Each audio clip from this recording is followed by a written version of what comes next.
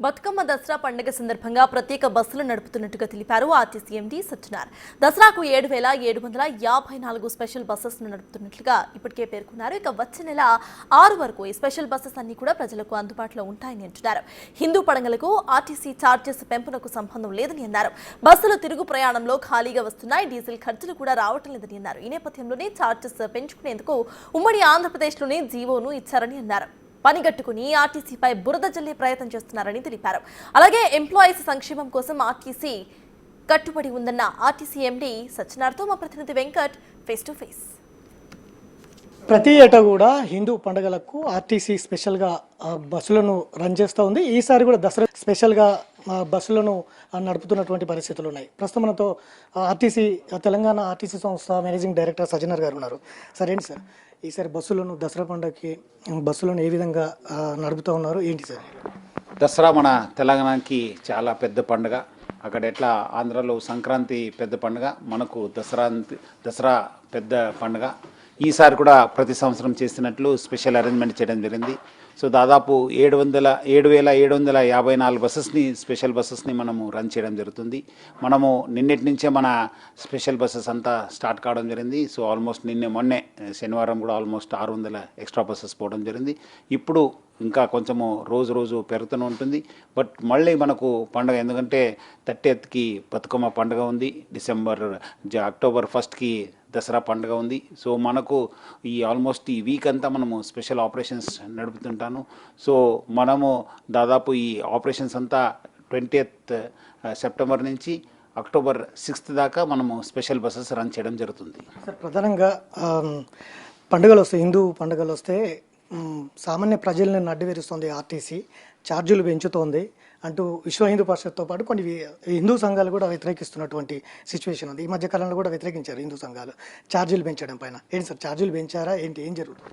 హిందూకు దీనికి రిలీజన్తో సంబంధం లేదు. ఇది 2003లో అప్పుడున్న ఉమ్మడి ఆంధ్రప్రదేశ్లోనే మనకు జీవో ఇవ్వడం జరిగింది. ఎందుకంటే ప్రతి స్పెషల్ అకేషన్స్ చాలాసార్లు వెళ్తావు, అక్కడ సంక్రాంతికి వెళ్తుంది, కొన్నిసారి కొన్ని ఇంపార్టెంట్ మీటింగ్స్ వెళ్తుంటుంది, కొన్ని ఇక్కడ పండుగ ఉన్నప్పుడు వెళ్తుంటుంది.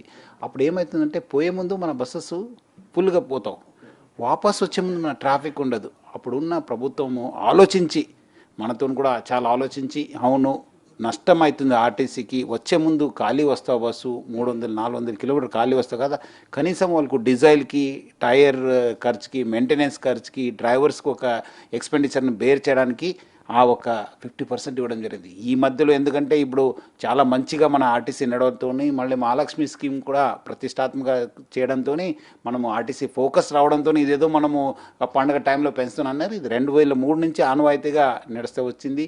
సో ప్రజలు ఎవరు కూడా చాలామంది మాట్లాడుతున్నారు, కానీ అదంతా మన పైన బురద చెల్లే అనిపిస్తుంది నాకు. సో అలాంటిది ఏం లేదు. మనము ప్రతి స్పెషల్ అకేషన్స్లో కూడా మనము బస్ నడుపుతున్నాం. ఎందుకంటే మనం ఇక్కడ నుంచి స్పెషల్ బస్సెస్ అరేంజ్ చేయాల్సి వస్తుంది. షెడ్యూల్ బస్సెస్ కాకుండా స్పెషల్ బస్సు నడపడంతో మనకి ఎక్స్ట్రా ఛార్జ్ చేయాల్సి వస్తుంది. సార్, ఇంకొకటి ప్రధానంగా గమ్యస్థానాలకు చేర్చడం పైనే ఆర్టీసీ ఫోకస్ చేస్తుంది, కానీ రిటర్న్ మళ్ళీ తీసుకురావడం పైన ఫోకస్ చేయట్లేదు అనేది కూడా ప్రజల నుంచి కొన్ని విమర్శలు వస్తూ ఉన్నాయి. ఏంటి సార్ అది ఏం లేదు, ఎందుకంటే మనం చాలా సిస్టమేటిక్గా, ఎందుకంటే గత 4 సంవత్సరంతో పనిచేయడంతో మనము డీటెయిల్గా ప్రీవియస్ డేటా కూడా చూస్తున్నాను, ఎక్కడెక్కడ అవుతుందంటే నేను కూడా పర్సనల్ మానిటర్ చేస్తుంటాను. ఇక్కడ కార్పొరేట్ ఆఫీస్ నుంచి కూడా మానిటర్ చేయడం జరుగుతుంది. సో దాదాపు మన ఎంత ట్రాఫిక్ పోయింది దానికి తగ్గట్టు కూడా మన రిటర్న్ కూడా అట్లనే ప్లాన్ చేస్తాను. ఎందుకంటే మా దగ్గర డాటా ఉంటుంది, ఎంతమంది పోయినారు, ఎంతమంది వస్తారనేది.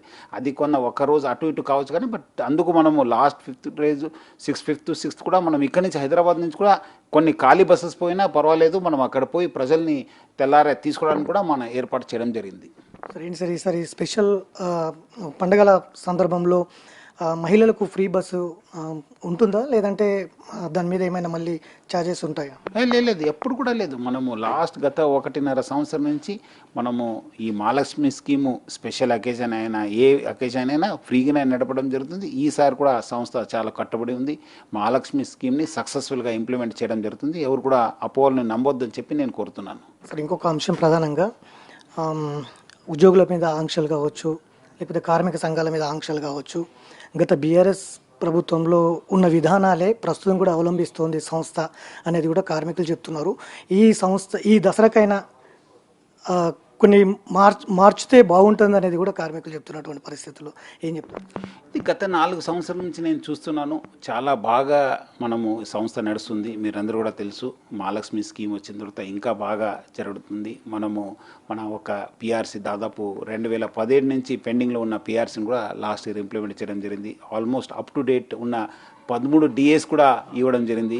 ఇన్సెంటివ్స్ కూడా ఇవ్వడం జరిగింది. అది కాకుండా మీరు అన్నట్లు కొంచెం మధ్యలో కొంచెం ఈ రిటైర్మెంట్ కావడంతో బస్సెస్ ఎక్కువ కావడంతో కొంచెం పని భారంని అయింది. సో ఆ దృష్టిలో పెట్టుకుని మనం అవుట్ సోర్సింగ్ డ్రైవర్స్ కూడా తీసుకోవడం జరిగింది, అవుట్ సోర్స్ కండక్టర్ కూడా తీసుకోవడం జరిగింది.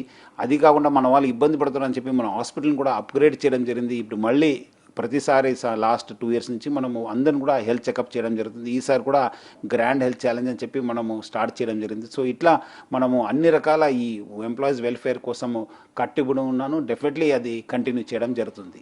ఓవరాల్గా ఈ దసరా పండుగకి ఎంతమంది విలేజ్లకు వెళ్ళే అవకాశం కనిపిస్తుంది? మీరు ఎలాంటి సదుపాయాలు అంటే దాదాపు లాస్ట్ ఇయర్ ఆల్మోస్ట్ 3 crores దాకా వెళ్ళారని చెప్పి మనకు అంచనా చేయడం జరిగింది. ఈసారి కూడా అంతకంటే ఎక్కువ వెళ్తారని చెప్పి మనము ఆశిస్తున్నాను. ఇది మొత్తం మీద ఈ దసరాకి దాదాపు 3 కోట్ల పైగే ప్రజలు సొంత ఊర్లకు వెళ్ళే అవకాశాలన్నీ అన్ని ఏర్పాట్లు సదుపాయాలు కూడా ఎక్కడ కూడా ప్రజలకు ఇలా అసౌకర్యం కలగకుండా పూర్తి స్థాయిలో ఆర్టీసీ సిద్ధమైంది అనేది కూడా చెప్తున్నారు. అట్లనే గమ్యస్థానాలు చేర్చడమే కాదు, రిటర్న్ తీసుకొచ్చేయడం విషయం మీద కూడా ఈసారి స్పెషల్గా ఫోకస్ చేస్తున్నాం అనేది కూడా సజన చెప్తున్నటువంటి పరిస్థితి. Video journalist Gaustav Venkat, Big TV, Hyderabad.